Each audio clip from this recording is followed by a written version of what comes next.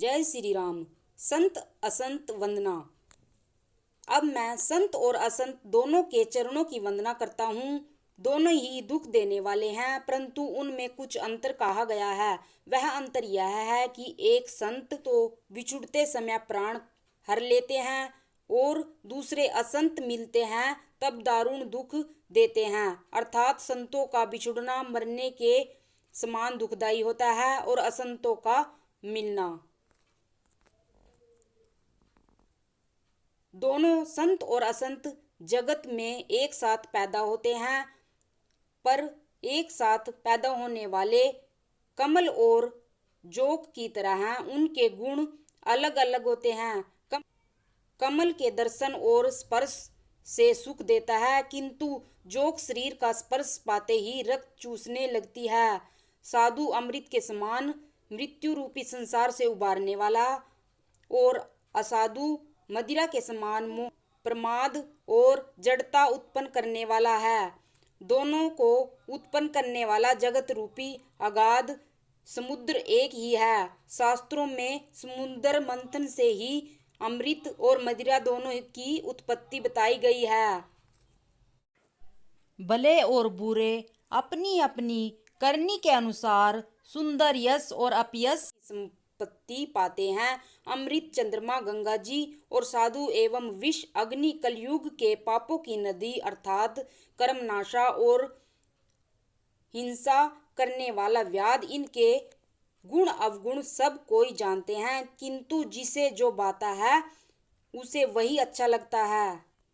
भला भलाई ही ग्रहण करता है और नीच नीचता को ही ग्रहण किए रहता है। अमृत की सराहना अमर करने में होती है और विष की मारने में। दुष्टों के पापों और अवगुणों की और साधुओं के गुणों की कथाएं दोनों ही अपार और अथाह समुद्र हैं। इसी से कुछ गुण और दोषों का वर्णन किया गया है, क्योंकि बिना पहचाने उनका ग्रहण या त्याग नहीं हो सकता। भले बुरे सभी ब्रह्मा के पैदा किए हुए हैं, पर गुण और दोषों को विचार कर वेदों ने उनको अलग अलग कर दिया है। वेद, इतिहास और पुराण कहते हैं कि ब्रह्मा की यह सृष्टि गुण अवगुणों से सनी हुई है। दुख सुख, पाप पुण्य, दिन रात, साधु असाधु, सुजाति कुजाति, दानव देवता, उच्च नीच, अमृत विष, सुजीवन सुंदर जीवन, मृत्यु माया ब्रह्मा, जीव ईश्वर, संपत्ति दरिद्रता, रंक राजा, काशी मगध, गंगा कर्मनाशा, मारवाड़ा मालवा, ब्राह्मण कसाई, स्वर्ग नरक, अनुराग वैराग्य, ये सभी पदार्थ ब्रह्मा की सृष्टि में हैं। वेद शास्त्रों ने उनके गुण दोषों का विभाग कर दिया है।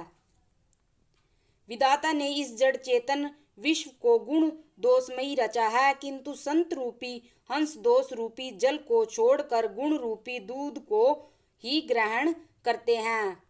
विधाता जब इस प्रकार का हंस का सा विवेक देते हैं, तब दोषों को छोड़कर मन गुणों में अनुरक्त होता है।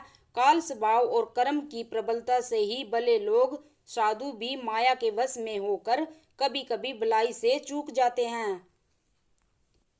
भगवान के भक्त जैसे उस चूक को सुधार लेते हैं और दुखों दोषों को मिटाकर निर्मल यश देते हैं, वैसे ही दुष्ट भी कभी कभी उत्तम संग पाकर भलाई करते हैं, परंतु उनका कभी भंग न होने वाला मलिन स्वभाव नहीं मिटता।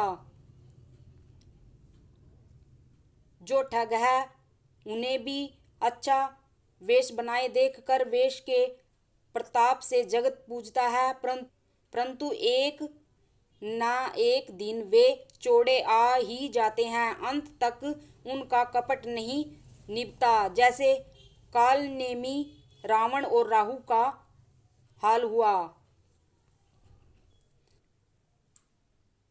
बुरा वेश बना लेने पर भी साधु का सम्मान ही होता है, जैसे जगत में जामवान और हनुमान जी का हुआ। बुरे संग से हानि और अच्छे संग से लाभ होता है। यह बात लोक और वेद में है और सभी लोग इसको जानते हैं। पवन के संग से धूल आकाश पर चढ़ जाती है और वही नीच जल के संग से कीचड़ में मिल जाती है। साधु के घर के तोता मैना राम राम सुमरते हैं और असाधु के घर के तोता मैना गिन गिन कर गालियां देते हैं। कुसंग के कारण धुआं कालिक कहलाता है। वही धुआं सुंदर शाही होकर पुराण लिखने के काम में आता है और वही धुआं जल अग्नि और पवन के संग से बादल होकर जगत को जीवन देने वाला बन जाता है। ग्रह औषधि जल वायु और वस्त्र ये सब भी कुसंग और सुसंग पाकर संसार में बुरे और भले पदार्थ हो जाते हैं। चतुर एवं विचारशील पुरुष ही इस बात को जान पाते हैं। महीने के दोनों पखवाड़ों में उजियाला और अंधेरा समान ही रहता है, परंतु विधाता ने इनके नाम में भेद कर दिया है। एक का नाम शुक्ल और दूसरे का नाम कृष्ण रख दिया। एक को चंद्रमा का बढ़ाने वाला और दूसरे को उसका घटाने वाला समझकर जगत ने एक ही को सुयश और दूसरे को अपयश दे दिया। जय श्री राम।